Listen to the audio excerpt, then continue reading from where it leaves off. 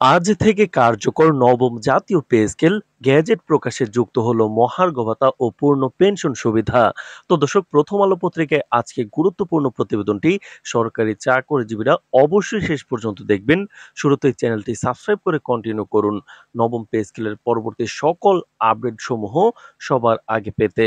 তো দর্শক, দীর্ঘ প্রতীক্ষা, অসংখ্য বৈঠক, আলোচনা আর সংশোধনের পর অবশেষে এলো সরকারি চাকরিজীবীদের জন্য এক যুগান্তকারী ঘোষণা।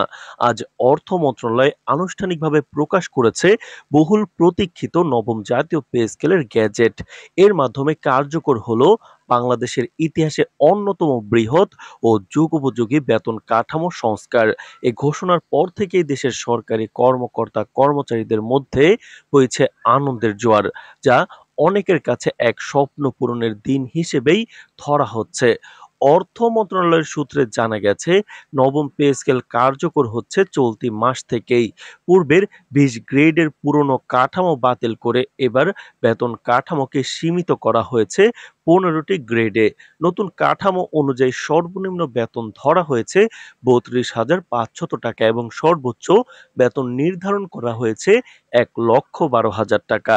এই পরিবর্তনের ফলে গ্রেড ভেদে সরকারি চাকরিজীবীদের বেতনে এসেছে উল্লেখযোগ্য বৃদ্ধি, যা দেশের কর্মজীবী জনগোষ্ঠীর আর্থিক স্বস্তি ও সামাজিক মর্যাদাকে আরও সুদৃঢ় করবে বলে আশা করা হচ্ছে।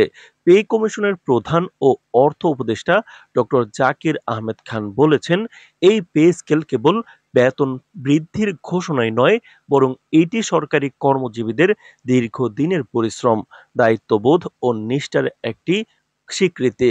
তিনি আরো জানান, মহানগর ও জেলা পর্যায়ে জীবনযাত্রার ব্যয় বিবেচনায় রেখে প্রতিটি গ্রেডের বেতন পুনর্গঠন করা হয়েছে, যাতে সব স্তরের কর্মকর্তা কর্মচারী সমানভাবে উপকৃত হন। তো দর্শক, ভিডিওটির এই মুহূর্ত পর্যন্ত যারা দেখছেন, চ্যানেলটি সাবস্ক্রাইব করে ভিডিওটি কন্টিনিউ করুন নবম পে স্কেলের পরবর্তী সকল আপডেট সবার আগে পেতে। তো দর্শক, সবচেয়ে গুরুত্বপূর্ণ সংযোজন হিসেবে এই নতুন কাঠামোতে যুক্ত করা হয়েছে ২৫% মহার্ঘ ভাতা, যা ভবিষ্যতে বাজার মূল্যের পরিবর্তন অনুযায়ী সমন্বয় করা হবে। অর্থাৎ দ্রব্যমূল্যের ঊর্ধ্বগতির সঙ্গে সঙ্গে এই ভাতা বাড়ানো হবে, যাতে সরকারি চাকরিজীবীরা বাস্তব জীবনে কোনো আর্থিক সংকটে না পড়েন। এর পাশাপাশি দীর্ঘদিনের দাবি অনুযায়ী সিলেকশন গ্রিড ও টাইম স্কেল সুবিধা পুনর্বহাল করা হয়েছে, যা কেরিয়ার অগ্রগতিতে নতুন সুযোগ তৈরি করবে। অবসরপ্রাপ্ত চাকরিজীবীদের জন্য এসেছে বড় সুখবর। নতুন কাঠামো অনুযায়ী এখন থেকে তারা পাবেন ১০০% পেনশন সুবিধা। অর্থাৎ চাকরি জীবনের শেষ বেতনের পূর্ণ অঙ্কের ভিত্তিতে পেনশন হিসাব করা হবে। এটি অবসরপ্রাপ্তদের আর্থিক নিরাপত্তা নিশ্চিত করবে এবং তাদের জীবনের শেষ পর্বে স্বস্তি এনে দেবে। সরকারি দপ্তরগুলো ইতিমধ্যে নতুন কাঠামো বাস্তবায়নের প্রস্তুতি শুরু করেছে। অর্থ মন্ত্রণালয়ের এক ঊর্ধ্বতন কর্মকর্তা জানান, চলতি মাসের বেতন থেকেই নবম পে স্কেল অনুযায়ী হিসাব শুরু হবে। আমরা ইতিমধ্যে মন্ত্রণালয় ও বিভাগীয় অফিসগুলোতে গ্যাজেটের কপি পাঠানো শুরু করেছি। তিনি আরো বলেন, বেতন, ভাতা এবং পেনশন সবকিছুই নতুন কাঠামো অনুযায়ী সমন্বয় করা হবে। তো দর্শক, ভিডিওটির এই মুহূর্ত পর্যন্ত এসে এখন পর্যন্ত যারা চ্যানেলটি সাবস্ক্রাইব করেননি, নবম পে স্কেলের পরবর্তী আপডেট পেতে চ্যানেলটি সাবস্ক্রাইব করে রাখুন।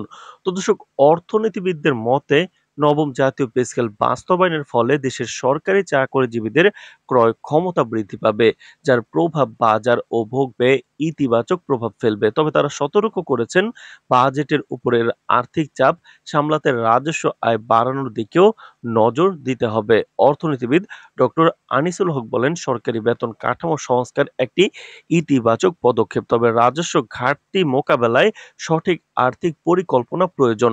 সব মিলিয়ে বলা যায়, নবম জাতীয় পে স্কেলের এই বাস্তবায়ন শুধু একটি প্রশাসনিক সিদ্ধান্ত নয়, এটি বাংলাদেশের সরকারি চাকরিজীবীদের জীবনে নতুন যুগের সূচনা।